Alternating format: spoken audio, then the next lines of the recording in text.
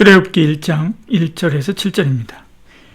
야곱과 함께 각각 자기 가족을 데리고 애굽에 이른 이스라엘의 아들들의 이름은 이러하니 르우벤과 시몬과 레위와 유다와 이사갈과 스불론과 베냐민과 단과 납달리와 갓과 아셀이요 야곱의 허리에서 나온 사람이 모두 70이요 요셉은 애굽에 있었더라.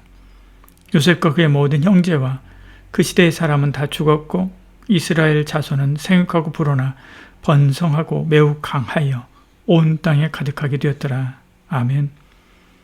출애굽기 1장은 애굽으로 내려간 이스라엘 백성의 번성과 또 핍박입니다. 애굽으로 내려간 이스라엘 자녀들은 번성하고 번성하지요. 그것을 7절에서 거듭 강조합니다. 이스라엘 자손은 생육하고 불어나 번성하고 매우 강하여 온 땅에 가득하게 되었더라. 생육했다라고 하는 것은 생명력 넘치는 나무가 많은 실과를 맺고 있는 그런 모양을 말합니다. 불어났다는 수많은 무리의 사람들로 우글우글한 그런 모습을 말하죠. 번성하고 힘있게 팽창하여 증가하고 있는 상태를 말합니다. 강하여서 세력이 강하고 그래서 누구도 함부로 할 수 없었다라고 한 말이죠. 그래서 온 땅에 가득했다라고 말합니다. 오중으로 계속 강조하고 있는 것을 보지요. 아브라함이 자녀가 없어서 쩔쩔매던 것과는 대조적이죠. 이삭이 아비멜렉 앞에서 아내를 누이라고 속일 때 약한 모습은 없습니다. 강한 용사들이 불처럼 일어나서 애굽을 집어삼킬 것처럼 폭발적으로 성장했습니다. 이것이 하나님의 복입니다. 하나님의 복은 이렇게 불처럼 일어납니다. 저와 여러분에게 이런 은혜가 있기를 축복합니다. 세월이 지나서 요셉은 가고 그와 운명을 함께 했었던 힉속스 왕조는 무너집니다. 마치 고려가 무너지고 조선이 세워진 것처럼 새로운 왕조가 세워졌지요. 그들은 자신의 정통성을 주장하기 위해서 이전 힉속스 왕조의 역사를 말살하고 치적을 무시하고 깎아내리게 되지요. 그러니 당연히 요셉의 역사도 무시했습니다. 어느 날 애굽의 18왕조 투토모스 1세가 보니까 이스라엘 백성들이 그 수와 힘이 커서 반란을 일으키면 제어하기 힘들다라고 하는 생각이 들었죠. 거기다가 그들은 지금 애굽으로 들어가는 전략적 요충지인 고센을 차지하고 있었습니다. 이전 왕조의 중심 세력이었기 때문에 언제든지 자신에게 불만을 품고 외부 세력과 힘을 합하여 공격할 수도 있다라고 하는 생각을 한 것입니다. 그런 두려움을 느끼고 이스라엘 백성들을 핍박하기 시작하지요. 11절입니다. 감독들을 그들 위에 세우고 그들에게 무거운 짐을 지워 괴롭게 하여 그들에게 바로를 위하여 국고성 비돔과 라암셋을 건축하게 하니라. 그러나 이것이 끝이 아닙니다. 이것은 이스라엘 백성이 적과 꾸려는 가나안으로 출발하는 시발점이 되죠. 하나님께서 한쪽 문을 닫을 때 새 문이 열립니다. 고난이 오거든 하나님의 뜻이 무엇인지 묻고 그 인도하심에 따르시길 바랍니다. 반드시 더 좋게 하십니다. 사실 하나님은 이스라엘을 애굽에서 밀어내기 위해서 애굽의 새 왕조를 이렇게 세운 것이지요. 8절에 말씀합니다. 요셉을 알지 못하는 새 왕이 일어나 애굽을 다스리더니 라고 말씀하죠. 모든 권세가 다 하나님의 손에 있습니다. 그러므로 요셉을 알지 못하는 새 왕조도 하나님이 세우셨죠. 세상의 왕도 하나님이 세우고 하나님이 폐하시는 주권의 하나님입니다. 다니엘서 2장 21절에 이렇게 말씀하죠. 그는 때와 계절을 바꾸시며 왕들을 폐하시고 왕들을 세우시며 지혜자에게 지혜를 주고 총명한 자에게 지식을 주시는도다 말씀합니다. 고센에 잠자고 있는 하나님의 백성들을 깨워서 가나안으로 가게 하려고 그들을 사용한 것이지요. 이 뜻을 그들이 일찍 알고 곧바로 일어나서 가나안으로 가겠다라고 했다면 애굽에서의 고난은 필요 없었을지도 모릅니다. 이처럼 오늘 교회들이 이리저리 핍박을 받고 어려움을 당하는 것도 또한 하나님의 섭리가 있을 줄 압니다.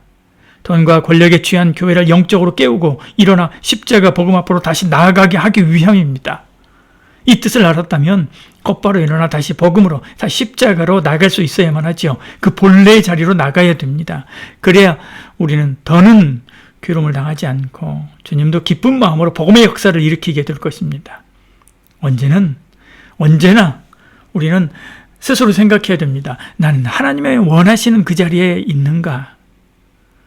돌아보고 거기서 빗나가 있다고 한다면 돌아가야 될 본래의 자리가 어디인지 묻고 그리고 순종하시기를 바랍니다. 애굽에서 이스라엘 백성은 이상했습니다. 그들은 핍박을 받으면 받을수록 번성하고 또 창성해졌지요. 12절에 말씀합니다. 학대를 받을수록 더욱 번성하여 퍼져나가니 애굽 사람이 이스라엘 자손으로 말미암아 근심하여 이렇게 말씀합니다. 지금 민주화된 지금도 아무리 세계적인 대기업이라고 해도 정부의 미움을 받으면 살아남지 못하지요. 그래서 대기업들이 선거철만 되면 신경을 곤두세우고 누가 뽑히느냐를 관명하는 것입니다. 하물며 고대 세계, 그것도 왕을 신으로 추앙하는 시대에 정책적으로 그 시대에 왕들이 정책적으로 핍박한다면 살아남을 수가 없죠. 그런데도 하나님의 백성은 더 성장하고 왕성해졌다라고 말씀합니다.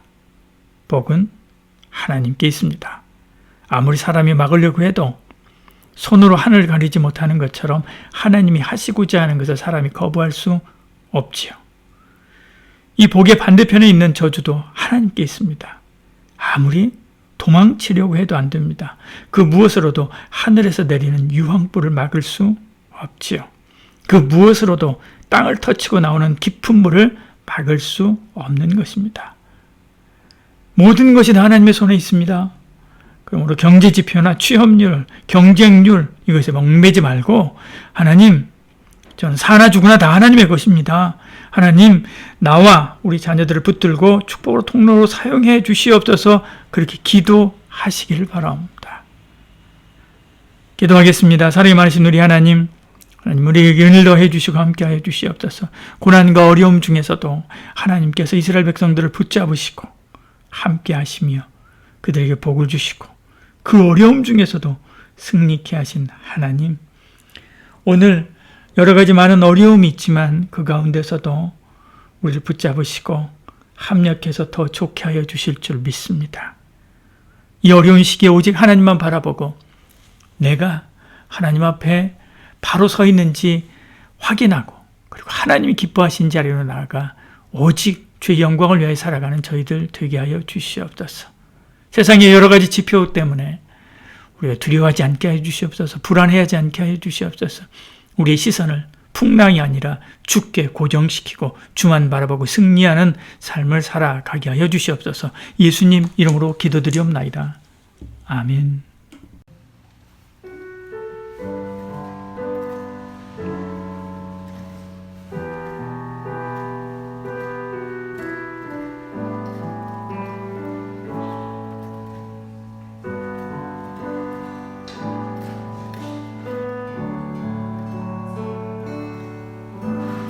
주의 사랑을 주의 선하심을 주의 은혜를 생각해보라.